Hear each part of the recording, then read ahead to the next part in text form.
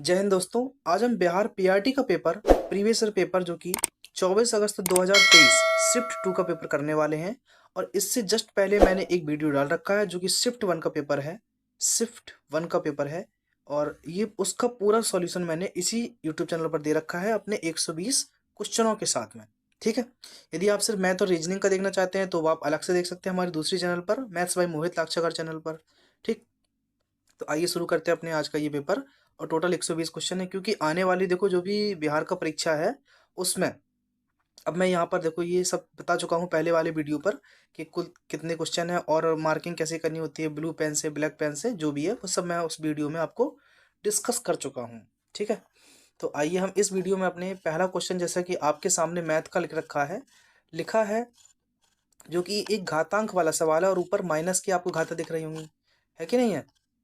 तो आइए सॉल्व करते हैं इस सवाल को। क्वेश्चन देखो आपके सामने क्या लिखा है दोस्तों कि 3/4 की घात -6 और 4/3 की घात -8 और इधर भी क्या है 3/4।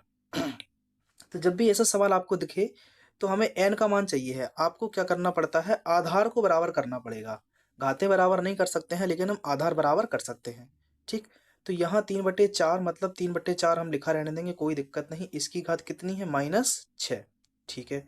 अगर हम 4/3 को उल्टा कर दें 3/4 तो इसकी जो पावर पहले माइनस में थी अब वही क्या बन जाएगी, प्लस की, ऑटोमेटिकली बराबर।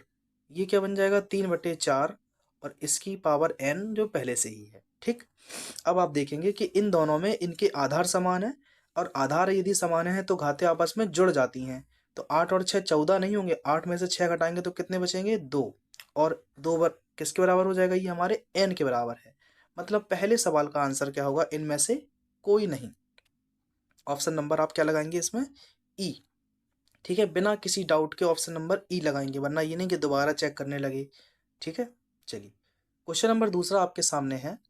लिखा है इसमें भी कि 4 की पावर -1 और +8 की पावर -1 डिवाइड बाई 1/3/2 की पावर -1।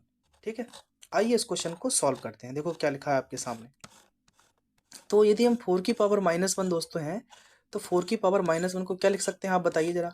1/4 तो लिख सकते हैं ना। ठीक है। इसको क्या लिख सकते हैं, 1/4। और 8 की पावर -1 है उसको भी क्या लिख सकते हैं, 1/8, जिससे कि इनकी पावर किस में आ गई, प्लस में। डिवाइड बाई हमें 3/2 की घात, अब क्या है 1 बटे, ये देखो आप पहले 1/3/2 इसकी घात -2 है। ठीक। तो हमें इसी को प्लस में करना है। हम तो क्या करते हैं 3/2 पूरे को ऊपर ले जाते हैं तो 3/2 की घात +2 हो जाएगा और मैं उसका वर्ग करता हूं तो 3 का वर्ग 9 और 2 का वर्ग 4। जरा इसको सॉल्व कीजिए तो 8 हमारा लासा आएगा, 4 दूनी 8 प्लस 1, नीचे 9/4। इतना सही है।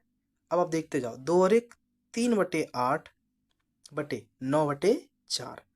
अगर अब 4 का गुणा 3 में है तो 4 तिया 12, 8 का गुणा 9 में 8 नम 72, तो ऊपर 12 और नीचे 8 नम 72 आ जाएगा। सही है। तो आप भाग देंगे तो 12 छंग 72, 12 एकम 12, 12 छंग 72। इसका आंसर क्या आ जाएगा, 1/6। ऑप्शन नंबर 1 आंसर बिल्कुल सही होगा। आयोग ने 2/3, मुझे बिल्कुल नहीं पता है कैसे आंसर दिया है इसका। 2/3 आंसर नहीं है, आंसर इसका 1/6 ही होगा। आपने खुद देख लिया है, ऐसे सॉल्यूशन हमें करना है। ठीक है। चलिए क्वेश्चन नंबर तीसरा लेते हैं। आइए क्वेश्चन तीसरा है कि आपको रेशियो मैच करना है और ABCD की वैल्यू हमें निकालना है। आओ जरा मैच करते हैं। देखो सबसे पहले यहाँ देखो हम AB की वैल्यू निकालते हैं। हम 1/2, एक सेकेंड, 1/2 और 3/8, ध्यान दो 1/2, अरे यार ये क्या हो रहा है, 1/2 और 3/8 क्या लिखा है, 1/2 और 3/8, इनको जरा सॉल्व कीजिए आप। तो हम दोनों में क्या कर सकते हैं, 8 का गुणा कर दें, इसमें भी 8 का गुणा, इसमें भी 8 का गुणा, तो 8 से 8 कैंसिल, 2 चौको 8, हमें 4:3 मिल गया। कौन सा, A और B की वैल्यू।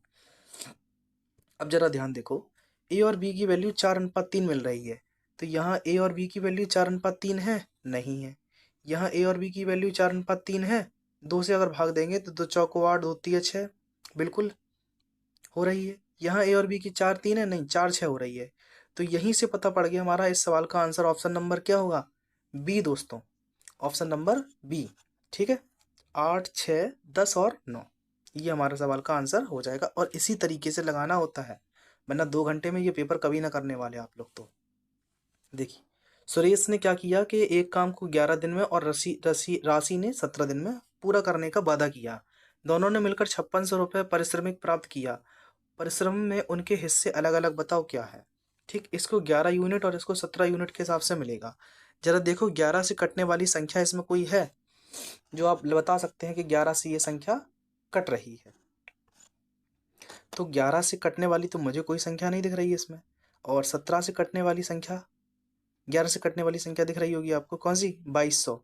और 17 से 3400 दिख रही है ना। तो ऑप्शन नंबर बी आप सीधे ही लगा सकते हैं बिना कुछ सोचे समझे, ये रहा आंसर।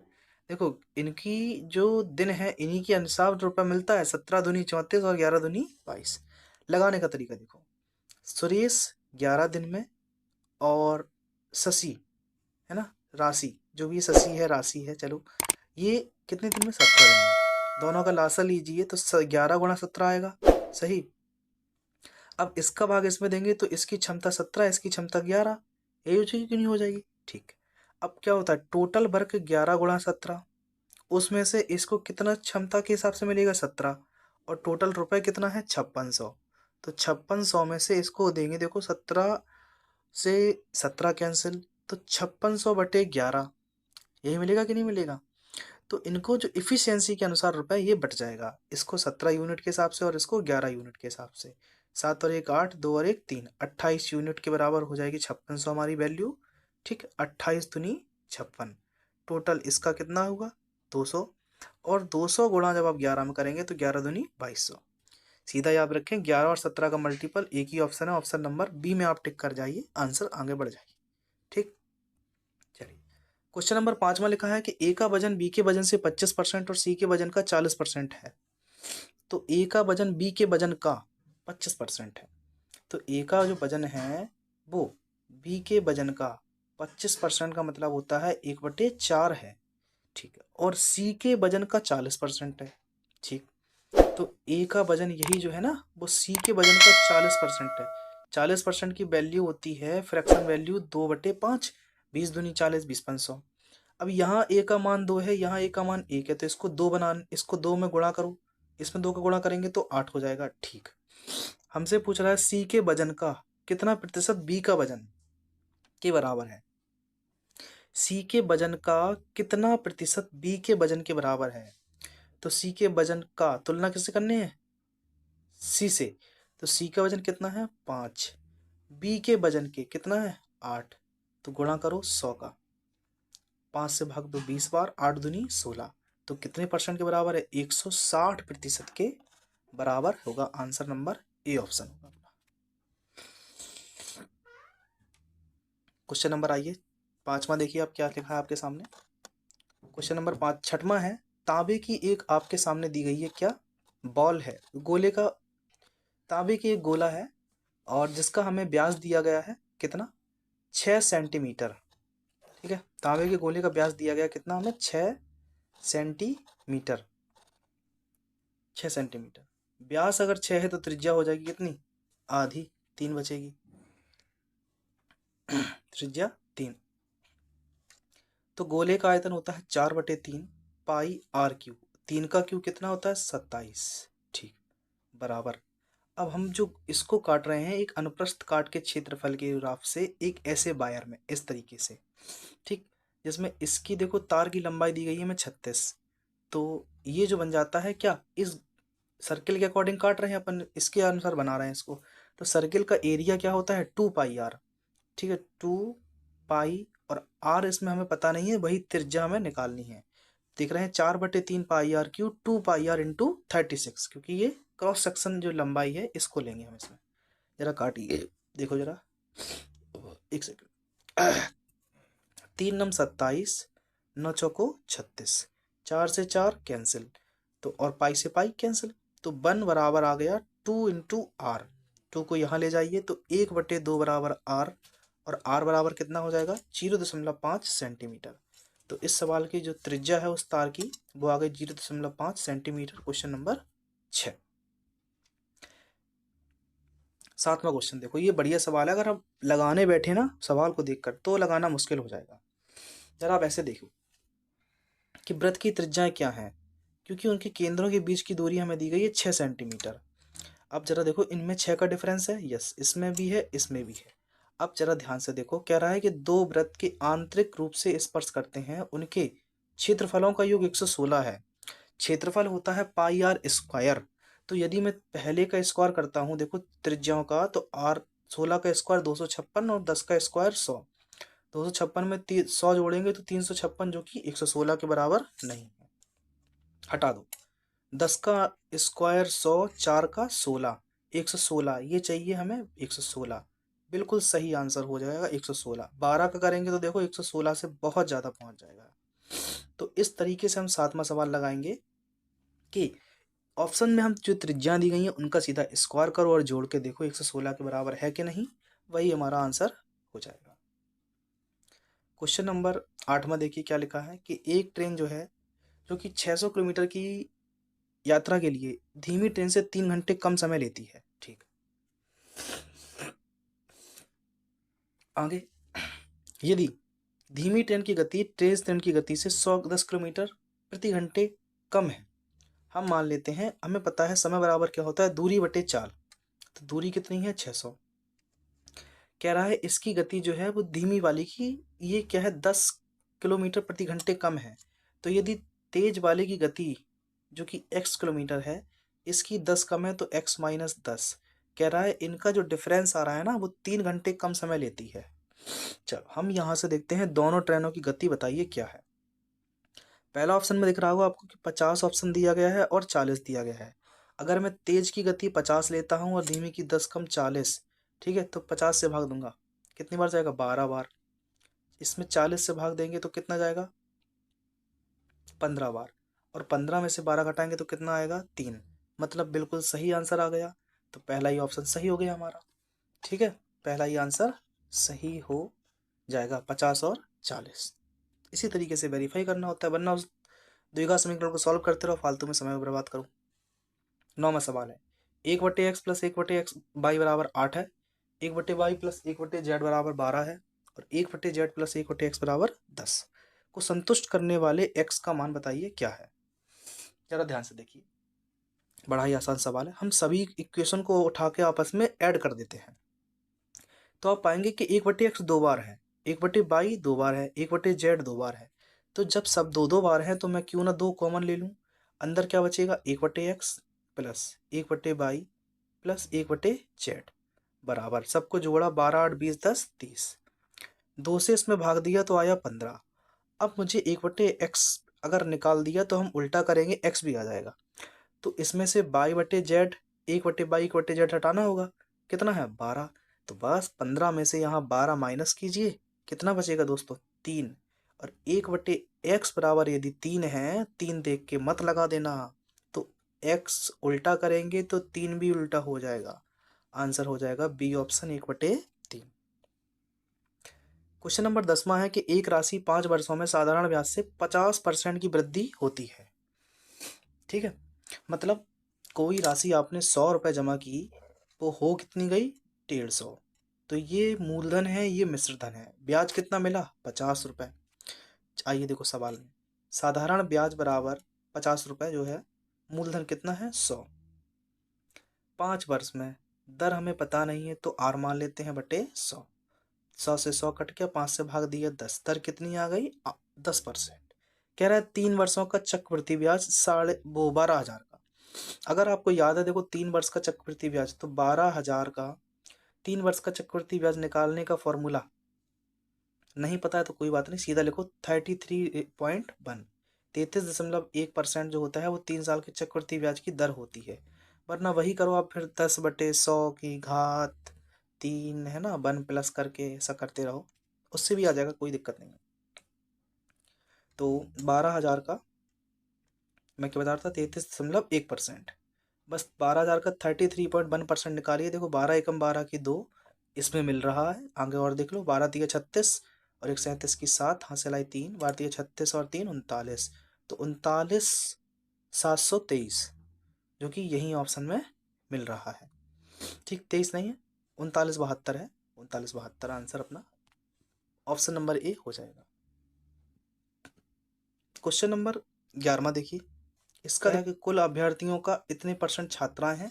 देखो अगर आपको बता भी देते हैं हम 37.5% छात्राएं हैं, तो कितने परसेंट छात्र बचे हैं? 62.5%। टोटल 100% होते हैं, जोड़ के देख लीजिए, टोटल 100% ही है। ठीक, कह रहा है इसमें 75% छात्राएं ये हमारी गर्ल्स हैं और ये बॉयज हैं।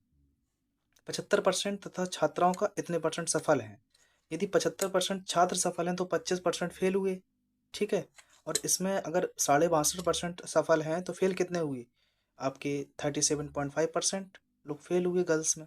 ठीक है, और कह रहा है कि टोटल इतने 342 छात्राएं असफल हुई, छात्राएं है ना, तो ये जो गर्ल्स का रेशियो दिया गया है, ये छात्राएं असफल हुई, मतलब ये किसके बराबर है? 342 के। ठीक, हमें चाहिए है असफल छात्रों का परसेंट, हमें ये वाला निकालना है। ठीक है, ऐसे करना है। क्वेश्चन नंबर 12वां देखते हैं, इसके और इसके बीच में दो संभावित परमेय संख्या कौन सी होंगी? ध्यान दो, हमें 2 और 3 दिए गए हैं नीचे, हमें यहाँ पर 6 बनाना होगा। देखो सब में 6 क्योंकि दिए गए हैं। अब हम क्या करते हैं, इसमें 2 का गुणा, इसमें 3 का गुणा ऊपर नीचे कर लेते हैं। 2 दूनी 4, 2 तिया 6, इसमें 3 एकम 3, 3 दूनी 6। अब देखो -4 के बाद आएगा -3/6, फिर -2/6 आएगा कि नहीं आएगा? 3 के पहले 2/6, 1/6, ये सब मिलेगा। अब मुझे देखो यहाँ पर कि -2/6 और 2/6 दोनों ही मिल रहे हैं। इसमें 4/6 तो 2 से बड़ा हो जाएगा, 3/5 का कोई फर्क नहीं है, इसलिए ऑप्शन नंबर बी हमारा आंसर हो जाए। क्वेश्चन नंबर 13वां देखिए ध्यान से, क्या लिखा है? क्वेश्चन 13 है कि एक पिता की उम्र उसके पुत्र की उम्र की 5 गुनी है। मतलब पिता अगर पुत्र x साल का है तो पिता 5x साल का है। ठीक, 15 वर्षों बाद उनकी उम्र, उसकी उम्र मतलब पिता की, उसके पुत्र की उम्र की 2 गुनी रह जाएगी। कितने साल बाद? 15 साल बाद। तो मैं इसको कर देता हूँ 5x + 15, ठीक, बराबर x + 15। तो पिता की उम्र पुत्र की उम्र की दोगुनी रह जाएगी। पिता की उम्र क्या है? 5x वर्तमान में। अब जरा सॉल्व करते हैं। 2x + 15 दूनी 30, यहाँ 5x + 15। ठीक, 5x में से 2x गया 3x, 30 में से 15 गया 15, 3 पचे 15, x का मान 5। अगर x का मान 5 है तो 5 25। पिताजी कितने साल के हुए? अभी 25 साल के आ गए। ठीक है, 13वें सवाल का आंसर 25 आंसर होगा अपना। आइए क्वेश्चन नंबर 14 देखते हैं क्या लिखा है। देखो तो 14वां सवाल अपने पास है कि नींबू 1 रुपए में 2 रुपए की दर से, 1 रुपए में 2 की दर से नींबू खरीदती है। मतलब 2 नींबू खरीदे उसने कितने के? 1 रुपए के। और देखो 5 नींबू 3 रुपए के, तो यहाँ 5 नींबू और कितने रुपए के? 3 रुपए के। ठीक, गुणा करो उल्टा, 5 एकम 5, 2 तिया 6। हमें इन दो को भूल जाओ, 5 का गुणा 1 में है तो 5, 2 का गुणा 3 में तो 6। 5 रुपए की चीज़ 6 में बेची, कितने का फायदा है? 1 का। कितने पर? 5 पर, गुणा 100, 5 से भाग दो 20%।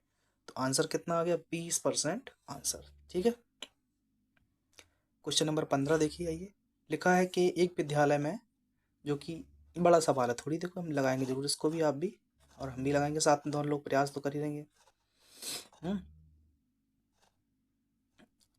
तो एक विद्यालय में प्रत्येक विद्यार्थी या तो हिंदी या अंग्रेजी या दोनों लेते हैं। सही बात है। 50.8% हिंदी लेते हैं और 64.2% अंग्रेजी लेते हैं। यदि विद्यार्थियों की कुल संख्या 500 हो तो कितने विद्यार्थी हिंदी और अंग्रेजी दोनों लेते हैं? देखो टोटल है 500, आपसे कहें हम पे 500 का मुझे 50.8% बताइए, तो 500 का 50.8% अगर आप निकालने बैठे तो कितना आएगा दोस्तों? 500 का 50.8% 341, ये तो आएगा कि नहीं? एक सेकंड,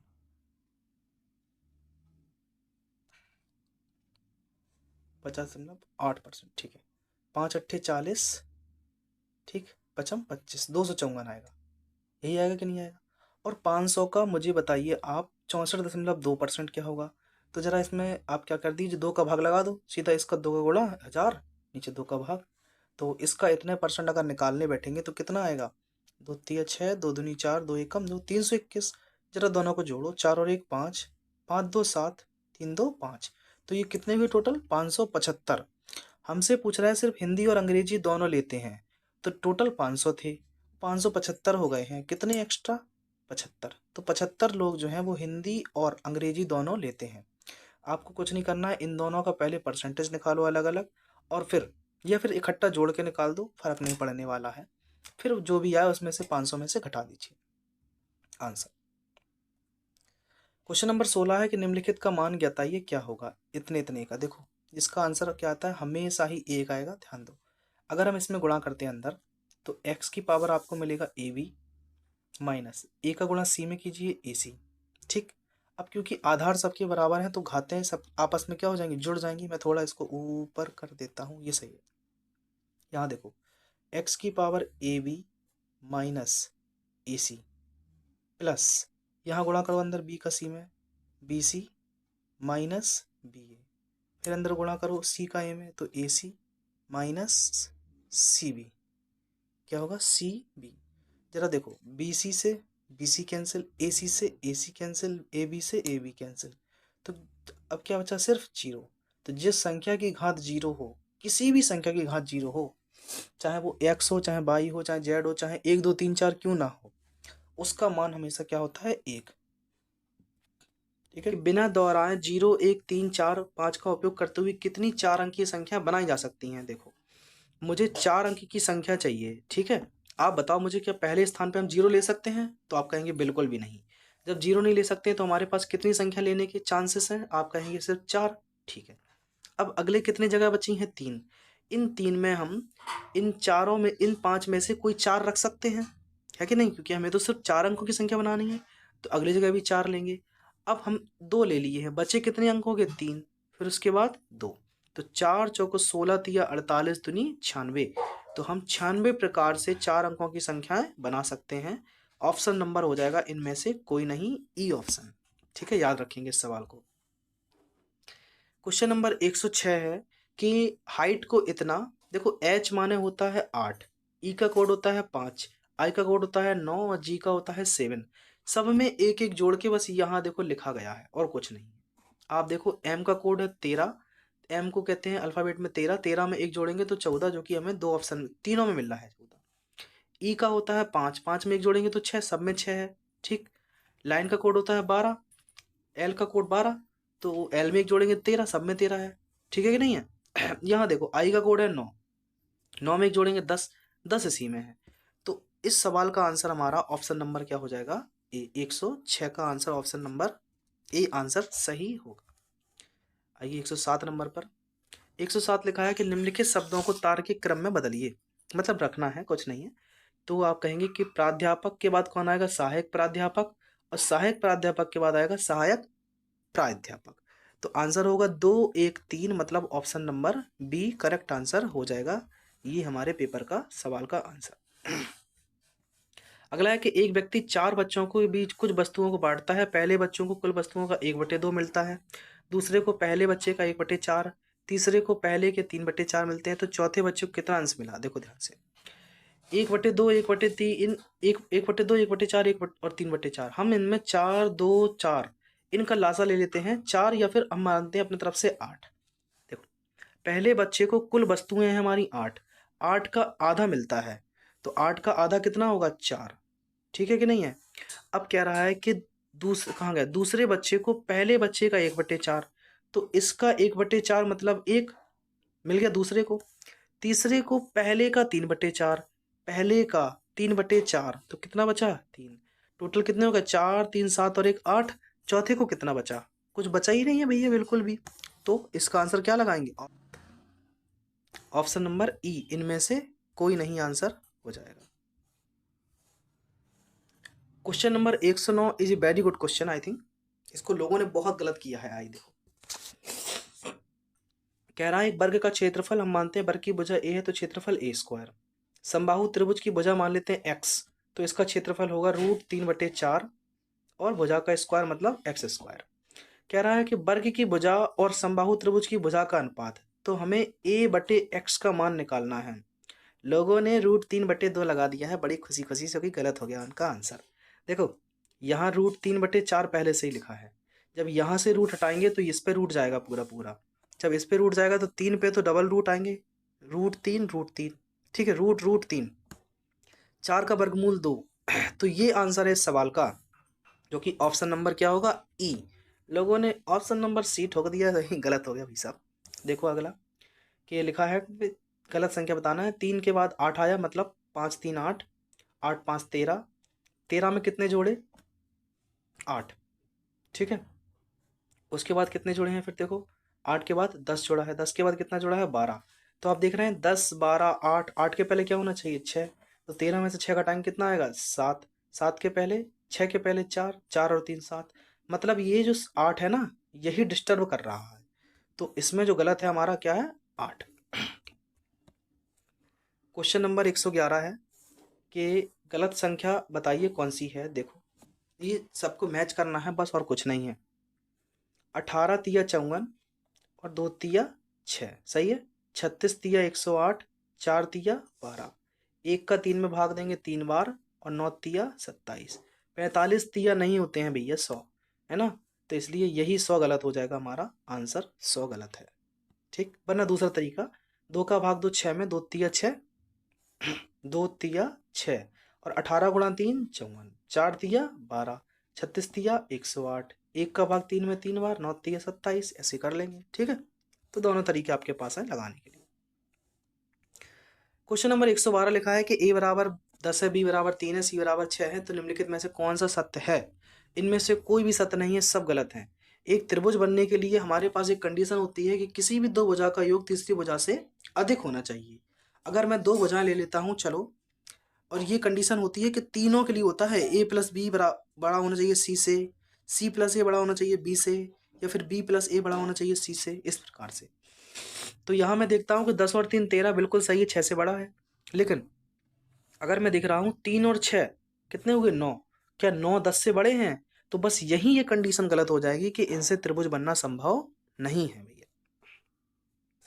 क्वेश्चन नंबर 113 है कि मदन के भाई के अंकल, मदन के भाई के अंकल, देखो ये रहा मदन, इसका ब्रदर के अंकल, इनके पिताजी रहे होंगे और पिताजी के भाई रहे होंगे ये बगल वाले, ठीक। मदन के भाई के अंकल, ठीक है। करण के पिता के भाई हैं, कौन है ये, करण के पिता। तो करण का कोई पिता है, ये रहे, इसके भाई हैं ये, ठीक। ये बात मतलब ये इनके भाई हैं रियल में। चलो, तो मदन और करण में क्या संबंध हो सकता है। तो क्या हो सकता है भैया, मदन करण का भाई है और कुछ नहीं है। मदन करण का क्या होगा, ब्रदर, भाई।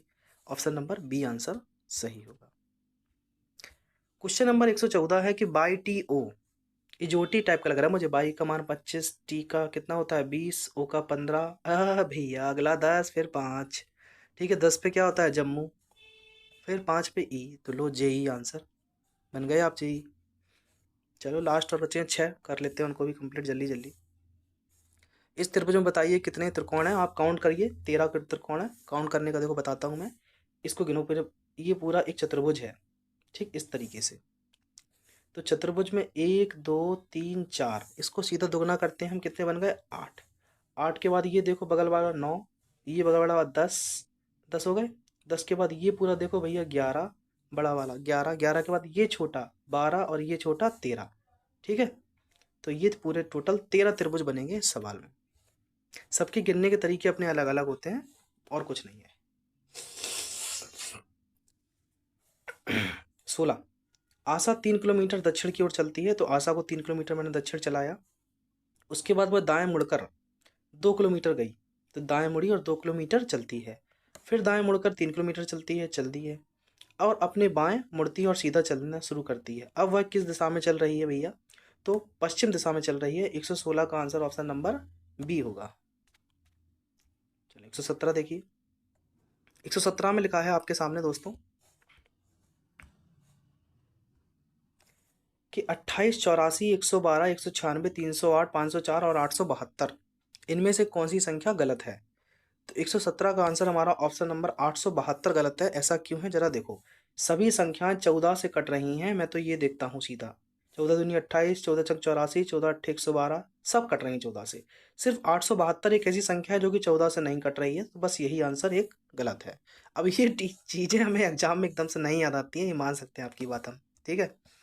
इस सवाल में देखो एंड का कोड पूछा गया भैया, तो मैं देखता हूँ पहले इसमें एंड ये दिख रहा है मुझे, बीच में एंड, एंड और कहीं नहीं है। ये जो है वो 358 का कोड है। मैं कैसे देखता हूँ ये देखो जरा, क्या किसी में 3 और हैं? यस 3 इसमें है, 3 काट दो। क्या किसी में 5 हैं? इसमें 5 है, ये भी काट दो। अब जब हमने 3 भी काट दिए, 8 भी काट दिए, तो बचा क्या खाली? सॉरी 3 भी काट दिए और 5 भी काट दिए। जब 3 और 5 ये दोनों कट गए हैं तो बचे क्या? 8, जो कि किसका कोड होगा? ये एंड का कोड होगा। तो 118 का आंसर हो जाएगा ऑप्शन नंबर सी। 119 लिखा है कि 6 सड़कें जो कि एक देश की ओर जाती हैं, उनमें एक्स वाई जेड अक्षरों 1 2 3 अंकों द्वारा इंगित की जा सकती हैं। जब तूफान आता है तो वाई अवरुद्ध हो जाती है, मतलब वाई बेकार। जब बाढ़ आती है तो एक्स 1 और 2 ये भी खत्म, तो 1 2 3 4 मतलब 4 खत्म। जब सड़क दुर्घटना होती है तो 1 अवरुद्ध हो जाती है और जेड भी खत्म, तो 5 भी खत्म हो गई। अब बची सिर्फ एक, कौन सी? तीसरी। तो किस सड़क का उपयोग किया जा सकता है? सिर्फ तीसरी, जहां से कुछ भी ना आए। और इस पेपर का आखिरी सवाल ये रहा आप लोगों के लिए कि दिल्ली का कोड है इतना, तो बॉम्बे का कोड क्या होगा?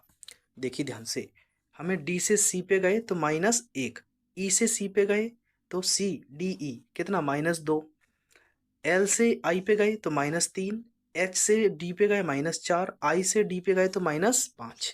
बस बी में -1 किया तो ए आएगा, ठीक है। ओ, ओ कितने पे होता है? 15, 15 में -2 घटाएंगे तो क्या आएगा? एम, तो ए एम। बस ऑप्शन नंबर कौन सा आंसर? सी, यही अपना आंसर हो जाएगा। तो टोटल 120 क्वेश्चन कंप्लीट हुए, ठीक है। और ये अपना लास्ट क्वेश्चन था जो कि मैथ रीजनिंग में, और पेपर का भी लास्ट क्वेश्चन है। चलिए फिर मिलते हैं आपसे किसी नई वीडियो में। जय हिंद।